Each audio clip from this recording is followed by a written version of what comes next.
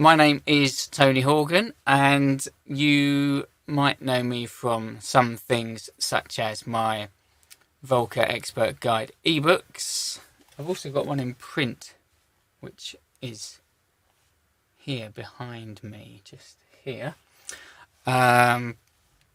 So I have these ebooks, and they're available from Google Play and Apple Books. So the Apple Books ones are for iPhone, iPad and Mac, and the Google Play ones are available for Android, and you can also read them on any computer using a web browser interface.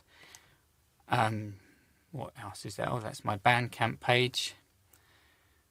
That's a course that I have on Udemy. If you want to check out my Udemy course, use a code analog2 and then you'll get a discount, which is nice. And that's my YouTube channel. If you want to watch this video back later, you'll be able to watch it on the official Korg YouTube channel. Come back to me. You can watch it back on the official Korg YouTube channel or the Korg Facebook page. So, what are we going to do this evening? Well, we're going to talk about the Korg Volca Modular. So, the Korg Volca Modular is a very interesting synth for me in particular, because one of the things I like about synthesizers is that you can make different sounds. You can make new original sounds that you might never have heard before, and that's one of the things that's always attracted me to synthesizers and synthesizer music. So on the face of it, the Volca Modular looks quite similar to most of the other Volcas. So it has the keyboard along the bottom. It has some knobs that light up. It has a stereo or dual stereo output, or dual mono output. In this case, it's stereo when you use the reverb effect. And it has all of these knobs and things in a built-in sequence. That is a sequence of one note, but some sequences have more notes. So, also, don't be alarmed too much about this little battery thing. That's just it's kind of like a timer. When that runs out, then the thing's finished. We're going to go for an hour, okay, and that will be fine. So, what is the Volca Modular all about? Well, it's all about patching different parts of the circuit to other parts of the circuit using these cables. So, cables we've got here that it comes with lots of cables, but these are some of the cables. So I'm just going to come back to me again. I'm going to show you. So it has these cables. It's probably best if I go back to the other shot, really, isn't it? So it's got red cables, yellow cables, and black ones. Where can I hold them where you can see them? Yeah. And also purple ones. Now then, it's got all these different cables. Now, what are the cables for? Well, they are for connecting up the different parts of the circuit.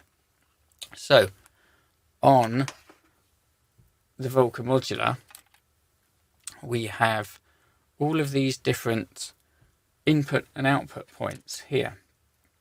And some of them are actually connected underneath here on the circuit board, but most of them are not. So you can make different connections using these cables, and as you make different connections, the different components do things to each other. They will interact in different ways. So this bit connected to this bit might go make a signal that goes up and down, and as it goes up and down, if you connect it to here, then this bit will go up and down. So for example, if we connected this going up and down to this control here, then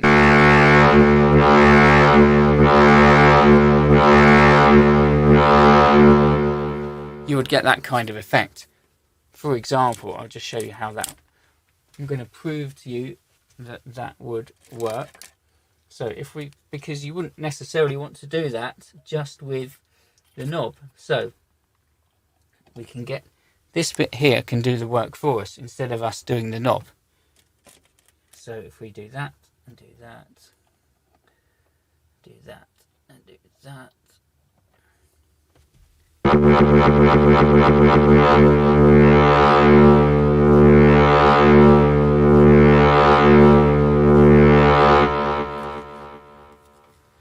So now this bit is affecting this bit.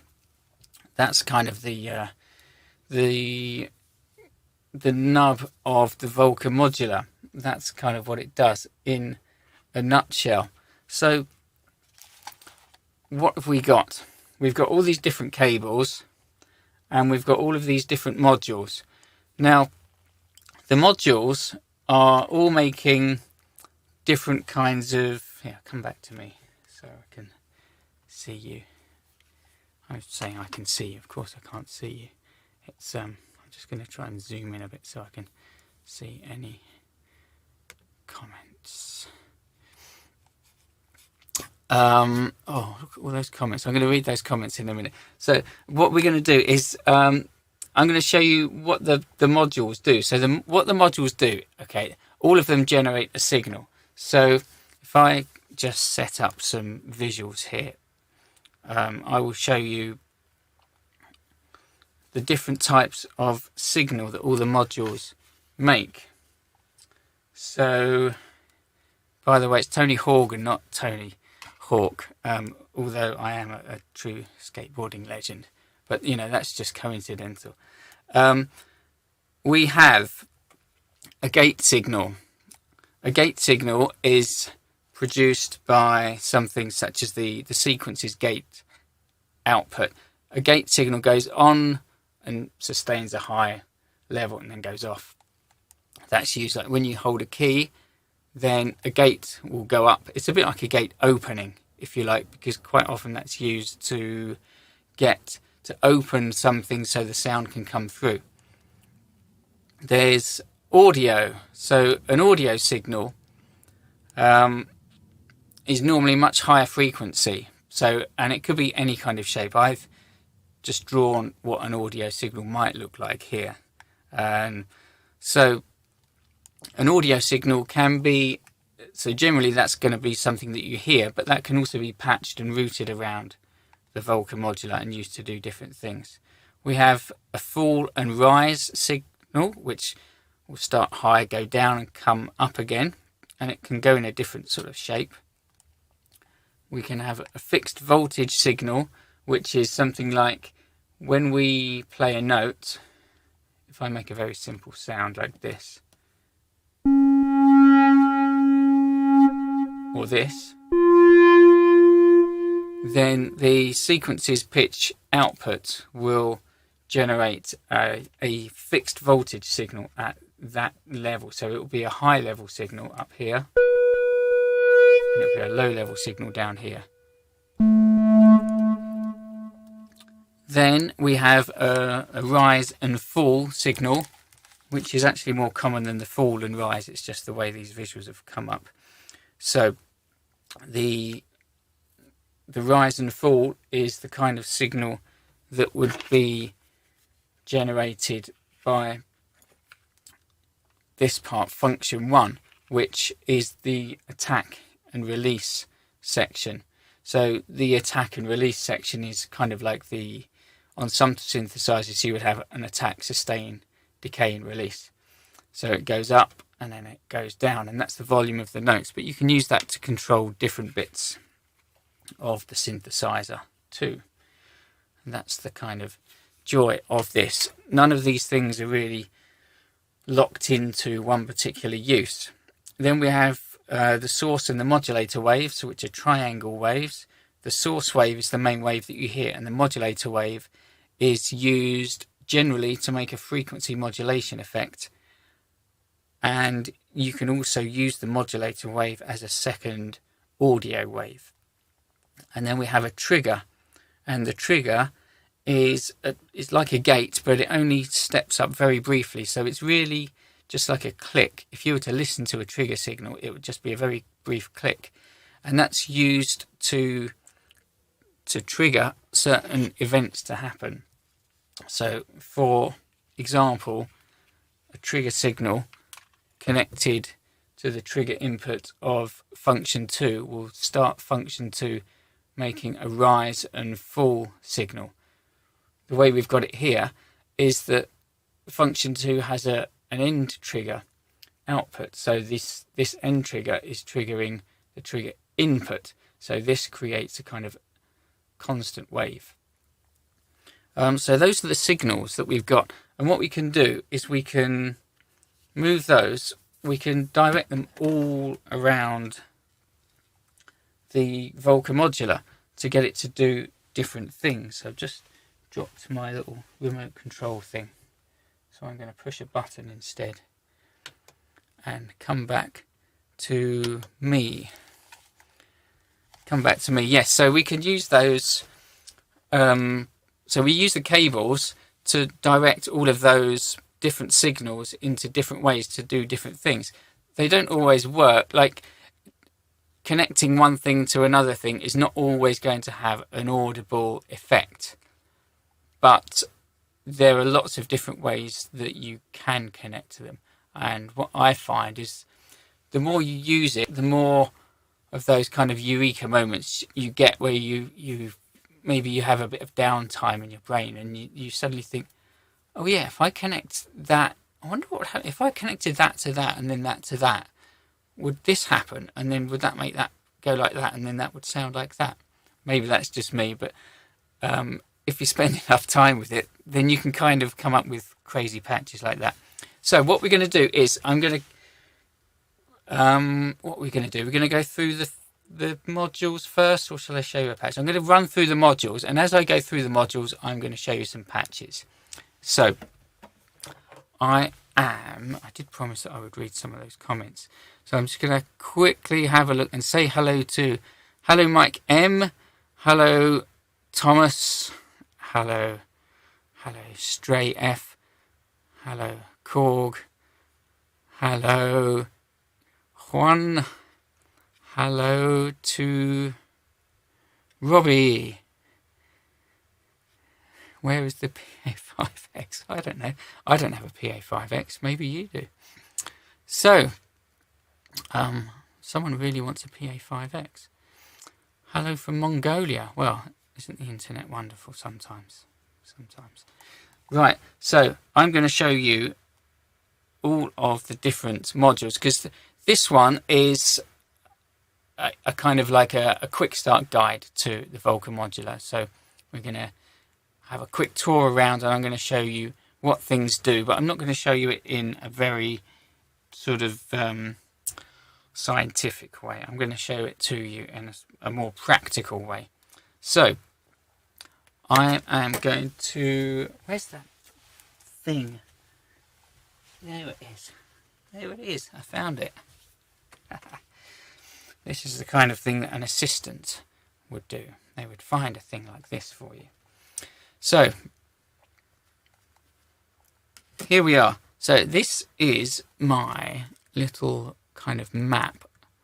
Just zoom my screen out so I can see it properly. This is my little map of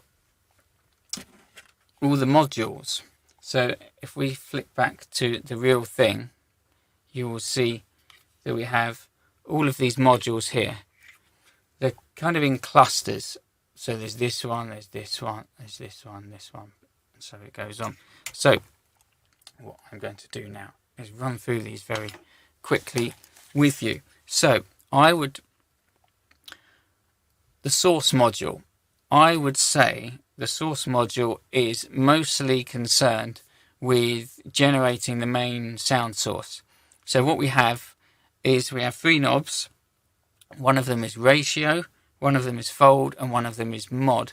Those control the three bits that they're connected to by those grey lines.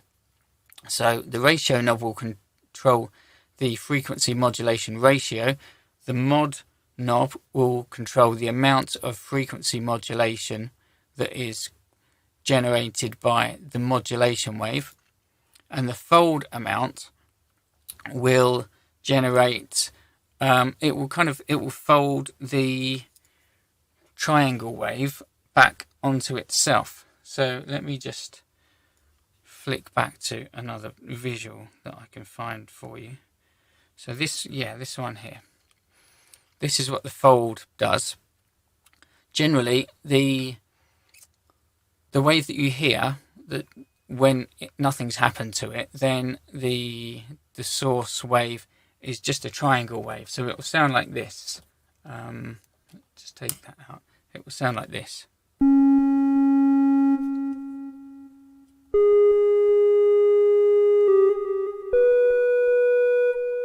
By the way, I'm running this through some delay on the mixer because it sounds a bit nicer. So this is the wave at the top that you see now,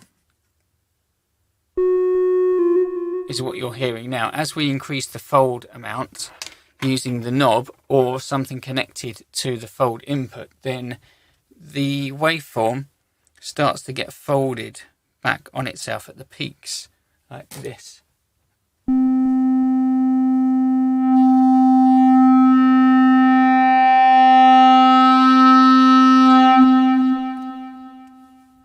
So the fold is a very nice, quick and easy way to change the sound. Now, we'll just come back to me while I flick through and find another visual for you. Here we go, come back to this one. So this, go back to that. So that this section is going to make the main sound that you hear. And anything connected to these little squares will change that. So the ones on the left, the 4 on the left are inputs and the 4 on the right are outputs. So even though you can use inputs as outputs and outputs as inputs, they are designed here as the inputs on the left and the 2 on the right as outputs. And so if you wanted to control something like we did just now, one of either the ratio or the pitch, which is the far left, or the fold or the mod, then you can connect something to one of those as we did earlier with the LFO. So for example,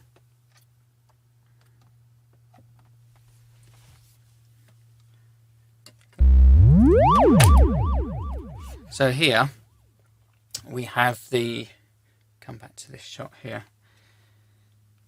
So here I've connected it to the pitch. So this function 2 is generating this wave that goes up and down, okay? And then that value, that increasing and decreasing value, is being sent to the pitch. So now the pitch will rise and fall. If we connect it to any of the others, then the value of those will rise and fall. If I plug it in properly. So let's go.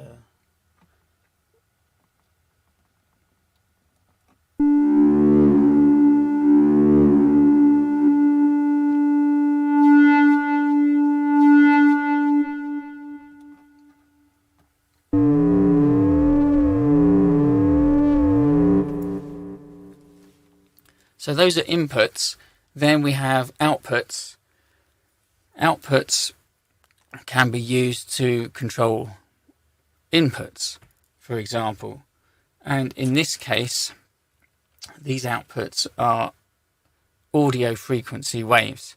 So the output here from the one at the far end is the source wave, and that has a default routing to the audio path, so you generally don't need to actually connect that one.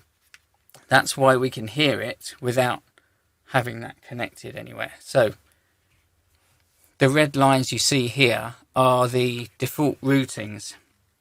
So that red line coming out from the little bulgy corner there goes along to the right, then it goes down, and then it goes along here, and then it comes up, and then it goes into this little roundy corner here of LPG1. And there's another one that goes into the next spot on LPG1, which is the level input. That one comes from function 1, the function 1 positive output. So what we have is we have a default routing from the oscillator and from the amplitude envelope generator, which is function 1. So that's why when we press a key we hear the sound. But we can route things in different ways to change that. So let's have a quick look at the rest of the modules very quickly. So this one here, sequencer, triggers and pitch. This module is called the sequences module, although you might think it would be called the clock module because the knob next to it is labeled clock. But that controls the tempo, and it has these 4, 3, 2 and the gate output, which will send a gate signal whenever a note is played, or every fourth note, third note or second note. So that allows you to do something like, if we plug it into the fourth note, I need to get a bit closer for this one, hang on. Fourth note, put it into the fold. So now every fourth note that plays, it should increase the fold amount.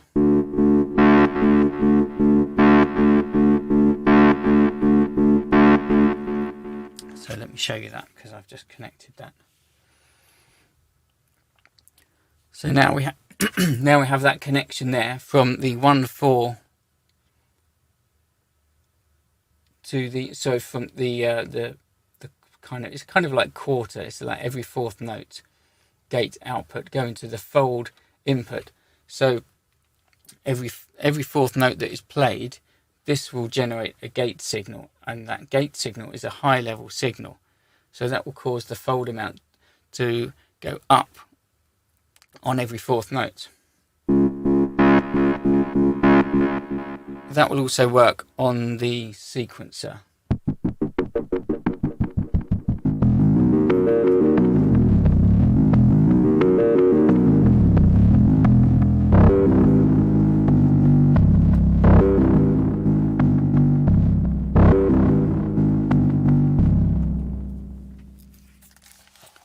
So we also have a pitch output, which I'm going to come to in another part, maybe in part 2 or part 3. We'll talk about this pitch output here, and also the clock input.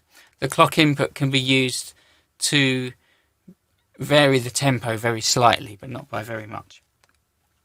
So function 1 we use as a we use it as an attack and release envelope. So the way that works without anything connected is with a long release and a short attack, we would have a sound like this. Let's just simplify the sound. If we increase the attack time, then the sound will fade up more gradually. And if we decrease the release time, then the sound will fade up gradually and then stop suddenly. So we can also use that to do other things at the same time. So if we wanted to not just have the note fade up and down in terms of volume, we could make a change to something else. For example, the fold or the modulation amount or the ratio, which would change the sound over time. It would have an effect similar to opening and closing a filter, a kind of effect sometimes.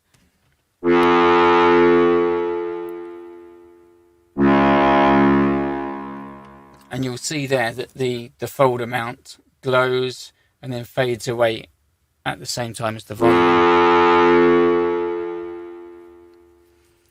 Okay, next one we're going to look at is function 2.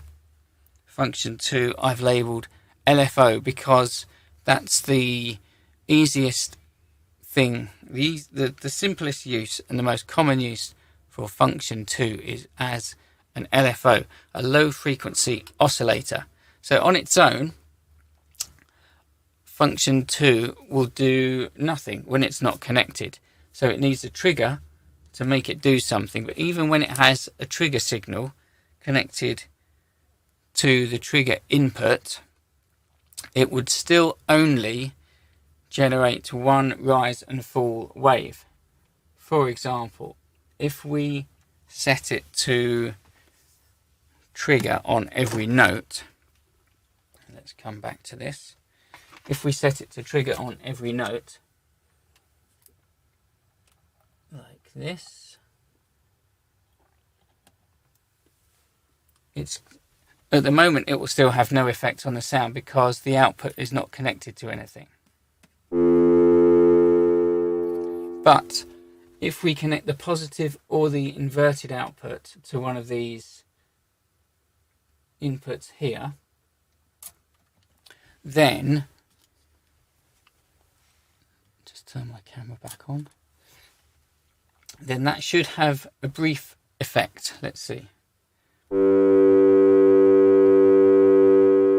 it might not, but it should do.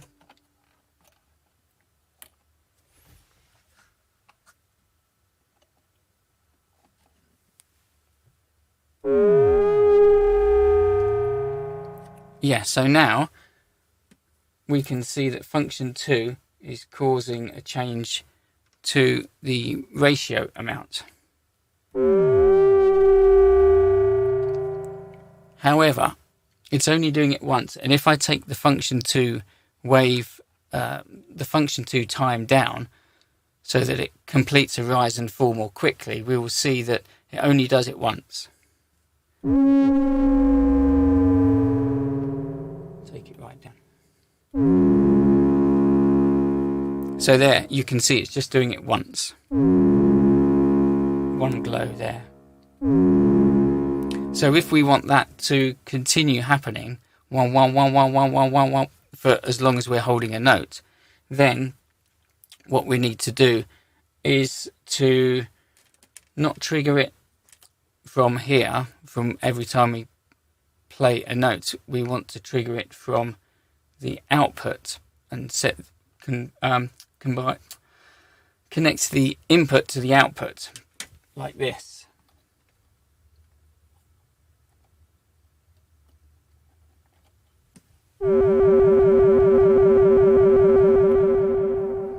So now it's triggering itself as soon as it's completed one rise and fall,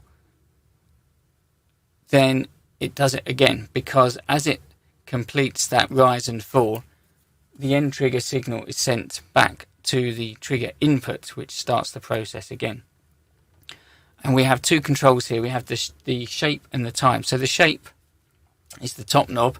That's whether it rises like this and goes down, or whether it rises like this and goes down, or whether it rises like this and goes down. And then we have the rate or the time, which is really the rate or the speed of how fast it's going. And you can see here that's reflected in that light. So if I change that to a longer rate, you'll see that it takes longer for it to reach its maximum level and fade down, and you can hear that if you play a note.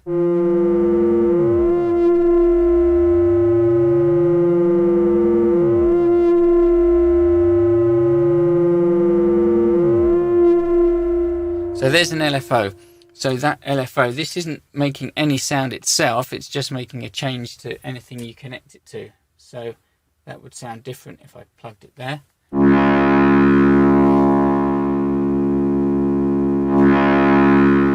it would sound different if I plugged it in here. If, being the operative word. Okay. Here's a tip. Here's a tip. So if you want to know what something's doing, hello again, by the way, I'm Tony Horgan, and this is a live stream at the regular time on a Wednesday with Korg. Thank you for joining me. Here's a tip for you. You can connect anything to the source pitch input and then play a note, and then you should hear the effect of what you've connected it to, and the effect of that will be to change the pitch of the sound that you hear. So that can be, sometimes you won't hear anything, it might not do anything, but it's a really good way to figure out what's really happening with something, if it's really generating some kind of a signal, and what kind of signal. So if we do that now, I'll show you that quickly. I'm going to use the purple cable, because the purple cables are longer. I was going to tell you about the cables earlier. The cables are all exactly the same, apart from the length and the colour. So the red ones are small, and the purple and the black ones are longer, but they're all the same. It just helps you to keep things tidy, to have them colour coded, and to use a short cable, or to find a short cable, or find a long cable when you need it. So I'm going to use a purple one, and I'm going to connect it to the source pitch input, and then I'm going to connect it to different bits of the Volca modular. I have to keep getting my glasses on and off. So here we go. So at the moment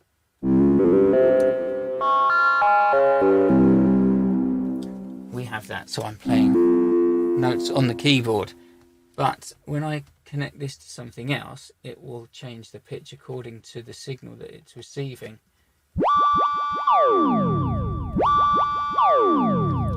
So there's a rise and fall signal.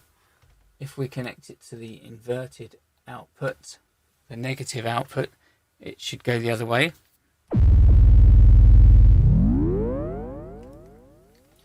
If we connect it to, what should we connect it to next? If we connect it to the gate output, I expect it will make a high-pitched tone every time we play a key, whichever key we play.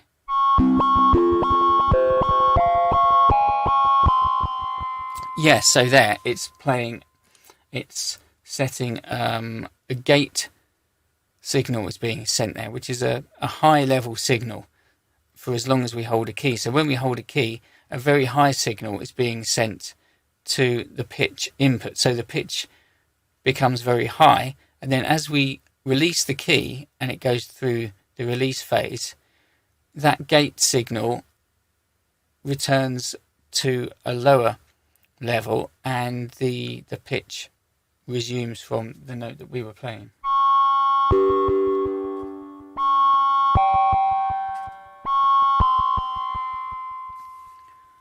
Okay, so I'm going to try connecting that to one more thing. Oh, I tell you what, here's another tip, because I know we like tips.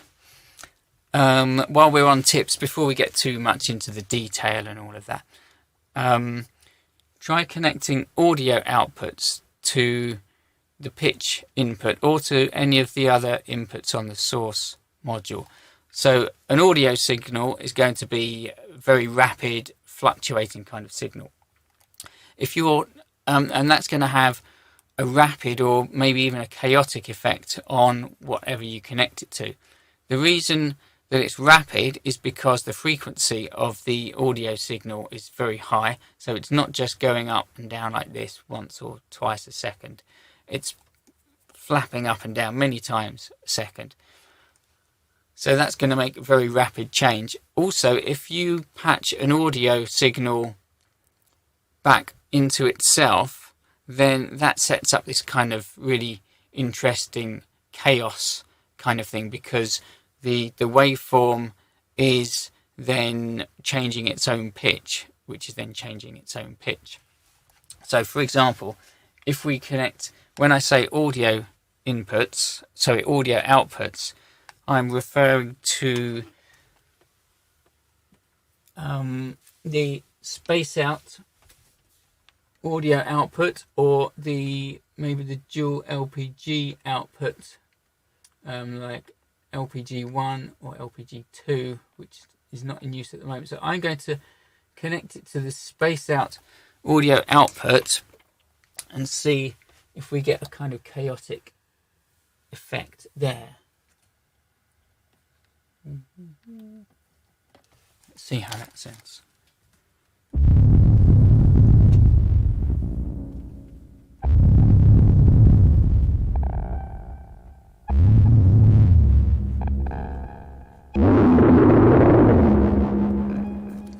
Yeah, so it depends on the kind of the basic settings of the waveform that the effect you get. The richer and more complex the waveform, then the more chaotic the effect will be. I'll just take the reverb and delay off the mixer just so you can hear that dry, but then I'll put it back on again.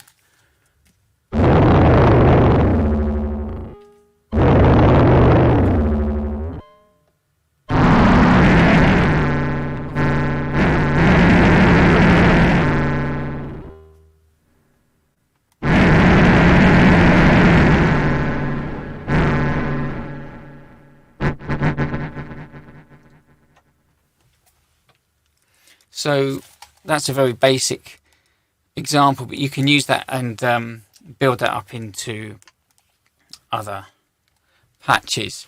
So what I'm trying to do for you today is to show you some, rather than overload this video with lots of complex patches, to show you some basic things and then building blocks really, and you can stick them together. So that's an audio output going into an audio input. You could also put it into one of the other inputs there. Just while we're actually doing this, I'll show you how that would sound. You could go into the ratio amount.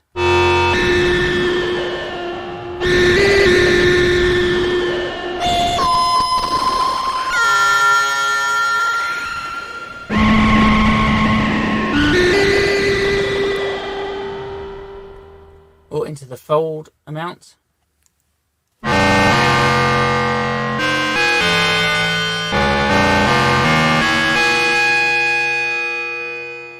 Isn't that nice? Yeah, I like it. Or into the modulation amount.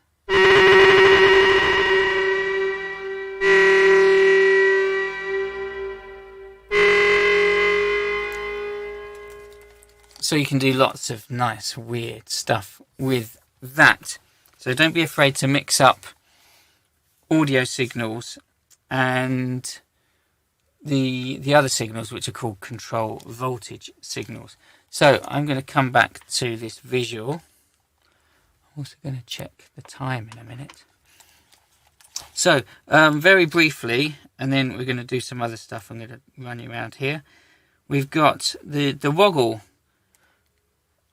The waggle section has the best name of all of the modules, and what the waggle does is generally generates random values. So we can use the waggle to generate random pitches. For example, the waggle section is triggered every time. By default, it's triggered every time a note is played, but it can also be triggered by a connection into that bottom left point there. So we could connect up the, come back to this shot, overhead shot here. We could connect the waggle stepped output to the source pitch input to make one of my favourite sounds.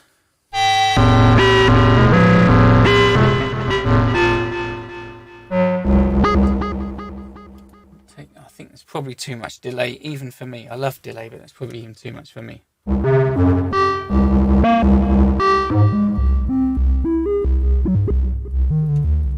That's the stepped output. I actually wanted to put it onto the smooth output where it slides from one pitch to the next pitch.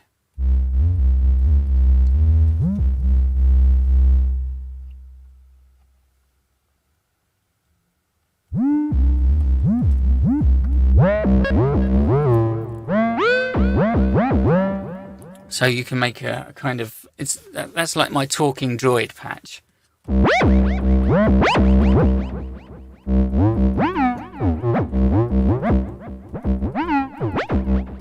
So every time you press a key, a new random value is being generated by the waggle section and sent to the pitch.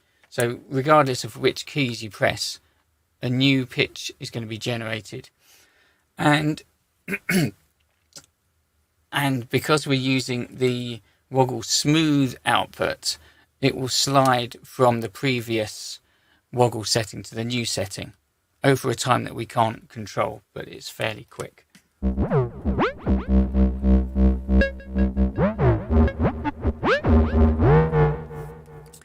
Another thing we can do with the waggle is, again with the pitch, one of my favourite patches is to, we will set up the function 2 as an LFO once again, and what I will do is instead of it being triggered every time I press a key, I'm going to get the waggle to be triggered every time function 2 completes a loop. Okay, which is a way of constantly generating trigger signals. Okay, so I'm going to do that. I'm going to plug this into the trigger input. I'm going to try. It's hard, isn't it? Hard to see. So I'm going to do that, and then I need to loop this as we did to make that kind of LFO.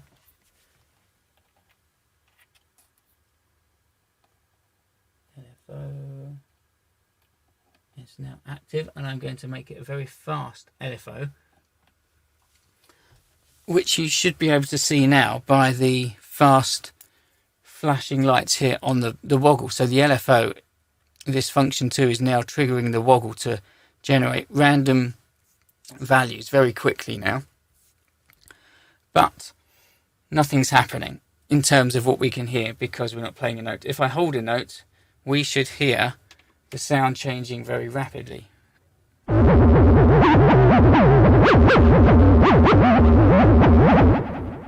If I change it to the stepped output from the smooth output, then that change should be more, should happen more starkly.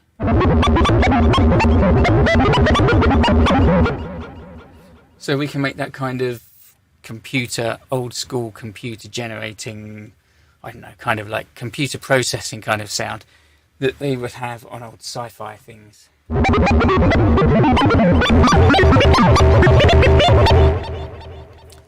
If you wanted to, it looks like it's time for another tip. I can feel another tip coming on. Come back to me.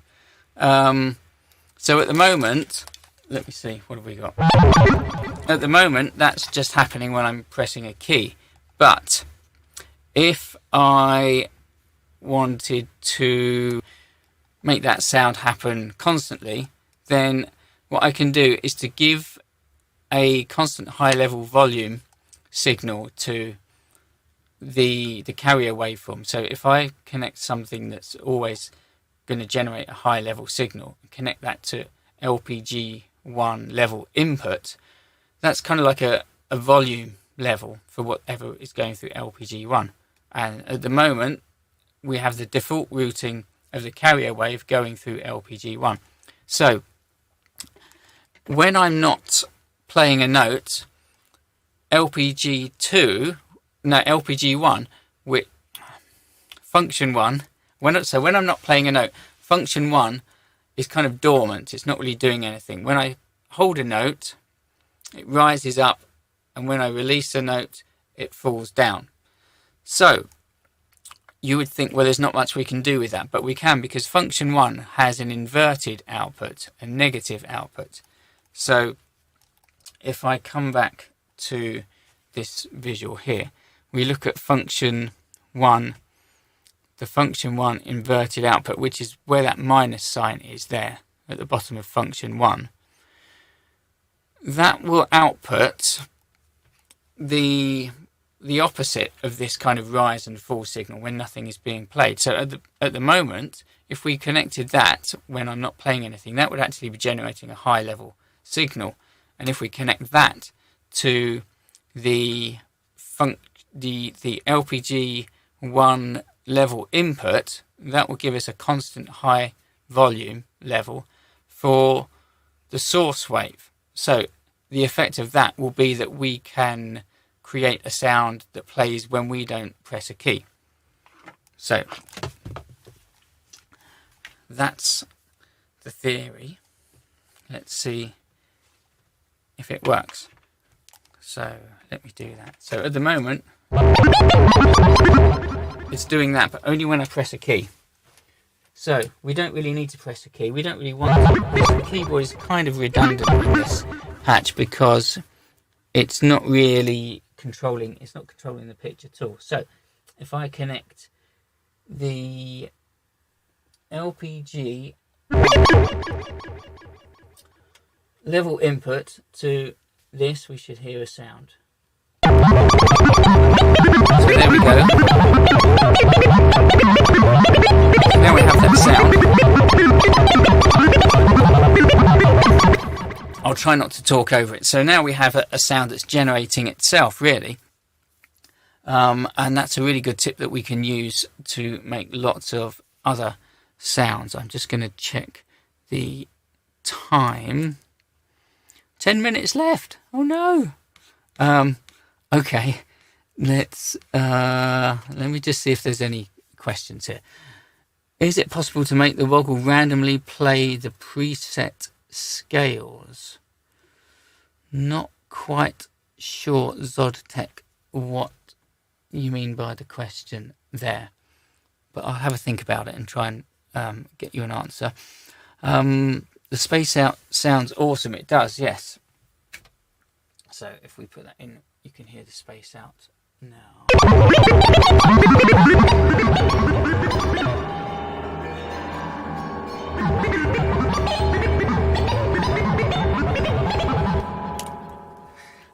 I'm just going to read a couple more of these comments before our time is up. Hello to Sid, hello Brandon, hello Darren, good. Hello to everyone. So I'm going to carry on.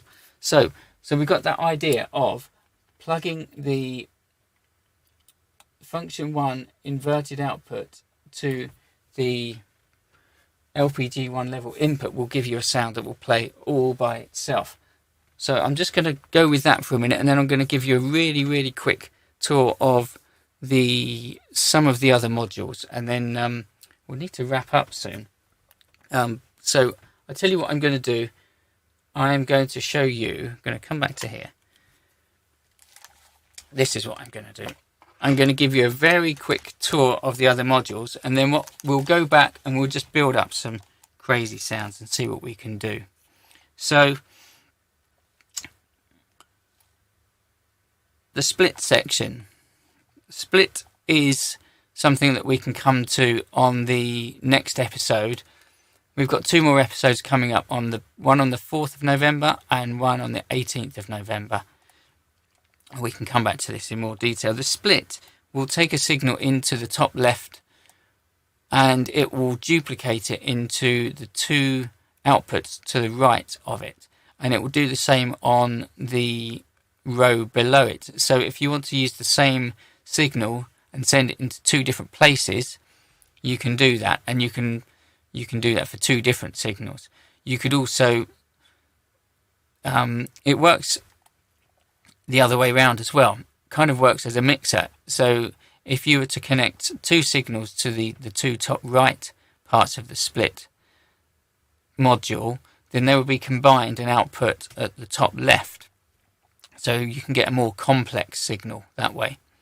The audio and CV inputs, they use a 3.5mm stereo type jack, and they can take audio in, which can be passed through the space out reverb effect, or they can take in CV signals from other synthesizers. So you can use a remote keyboard, or you can use other things like maybe an LFO signal from another synthesizer. The dual LPGs are kind of a combination of volume controls and also high pass filters. They're not resonant filters like you would get on an analog subtractive synth, but the audio level and the highest frequency that is passed through these is kind of connected. So then what else have we got? We've got the very tricky looking utility section, the A plus B times C utility section. I'm definitely going to come to this in part 2 or 3 because there's a lot to be said there. It's not as complicated as it might appear. And we have the space out reverb module, which can be used to get things directly into the audio signal path and also to add reverb effects. Okay, so now what I'm going to do with our last few minutes is come back to this shot. I'll come back to this just so we can say hello. So what I'm going to do to finish off is to improvise some self-generating patches for a few minutes. And if you do have any more questions, maybe we can squeeze some in. We've just got a few minutes left. So let's see what we can do. I'll come back to this shot here. So when I connect this, I'm going to stop talking in a moment because when I talk, you probably won't be able to hear the patch very well. So I'm going to connect this and we'll see what happens.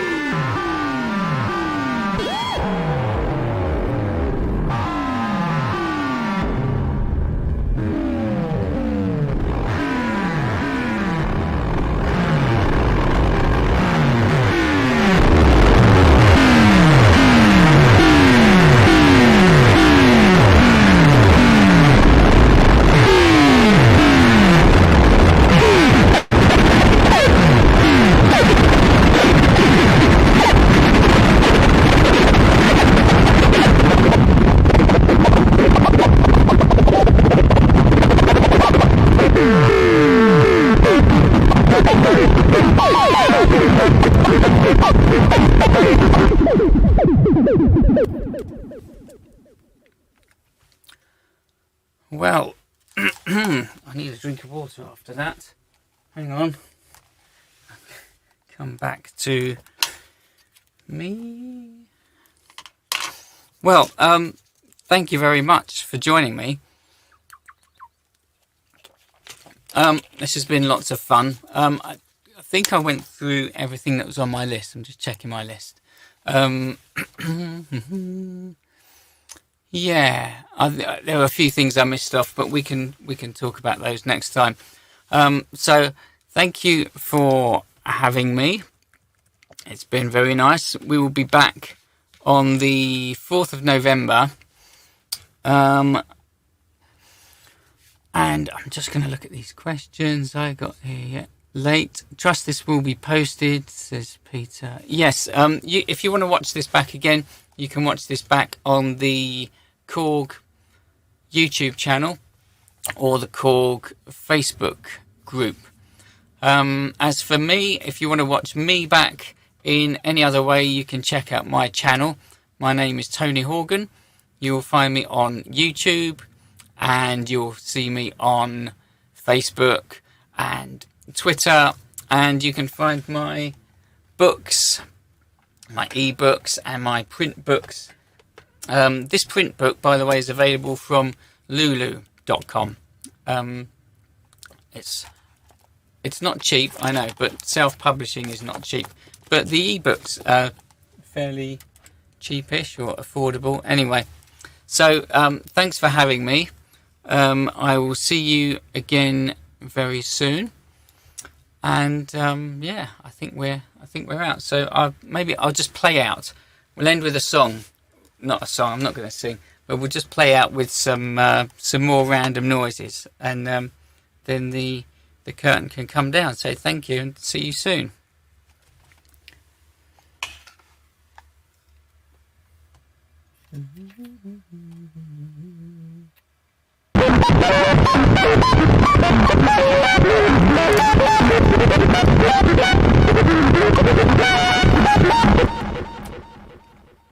Right. Let me zoom out of there.